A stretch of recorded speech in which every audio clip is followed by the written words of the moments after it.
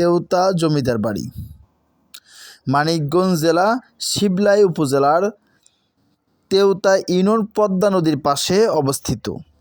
তেওতা জমিদার বাড়ি বিদ্রোহী কবি কাজী নজরুল ইসলাম ও তার প্রিয়তমা স্ত্রী প্রমীলা দেবীর স্মৃতি বিজড়িত একটি গুরুত্বপূর্ণ স্থান।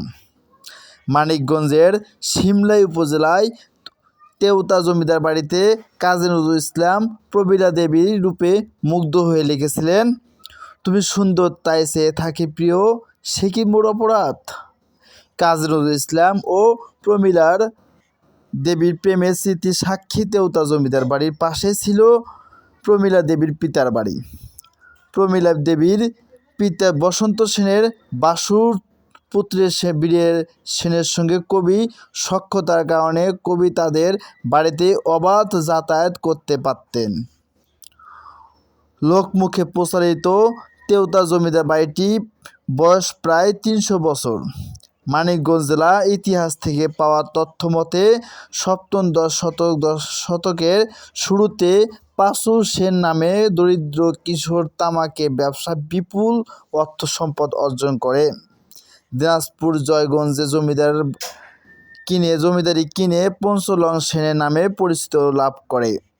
সে সময় মানিকগঞ্জের শিবলাই তেওতায় এই জমিদার বাড়িটি নির্মাণ করেন।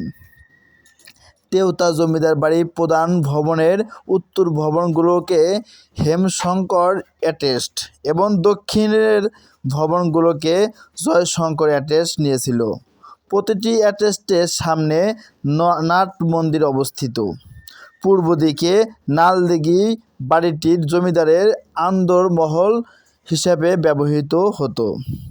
দিঘিতে দুইটি শান বাঁধানো ঘাটলা এবং দক্ষিণ পাশে একটি চোরা কুঠুরি বা অন্ধকূপ রয়েছে। উত্তর দিকে ভবনের সামনে ৭৫ ফিট উঁচু ৪তলা নবরত্ন মঠ রয়েছে। নবরত্ন মঠে প্রথম ও তৃতীয় তলায় চারদিকে আরও ৪টি মঠ আছে। প্রায় ৭.৩৮ একর জমির উপর প্রতিষ্ঠিত তেওতা জমিদার বাড়িটি দেখতে দেশ বিদেশ থেকে অনেক পর্যটকের আগমন ঘটে। কিভাবে যাবেন তেওতা জমিদার বাড়ি? মানিকগঞ্জ শিবলাই অবস্থিত। ঢাকা থেকে তেওতা জমিদার বাড়িটির দূরত্ব প্রায় ৯০ কিলোমিটার। রাজধানী গাবতলী বাস টার্মিনাল থেকে বিআরটিসি যাত্রী সেবা পদ্মা লাইনের পাশে চড়ে ৩ ঘন্টার সময় আরিচা ঘাট আসতে প্রায় জনপ্রতি ১০০ থেকে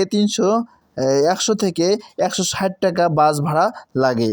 আরিচা ঘাট থেকে ২০ থেকে ৩০ টাকা রিক্সা ভাড়ায় সরাসরি তেওতা জমিদার বাড়ি যাওয়া যায়।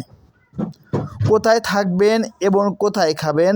রাজধানী ঢাকার নিকটবর্তী হওয়ায় তেওতা জমিদার বাড়ি দেখে দিনে ফিরে আসা যায়। এছাড়া আশেপাশে থাকার তেমন কোনো ব্যবস্থা নেই, তবে মানিকগঞ্জ শহরে থাকার মতো বেশ কিছু আবাসিক হোটেল পাবেন। খাবারের জন্য এখানে রয়েছে সাধারণ ও মাঝারি মানের বেশ কিছু হোটেল ও রেস্টুরেন্ট। তবে সুযোগ পেলে অবশ্যই মানিকগঞ্জ জেলা খিওর উপজেলার তেরসি গ্রামে বিখ্যাত নিজামী মিষ্টির স্বাদ নিতে পারেন।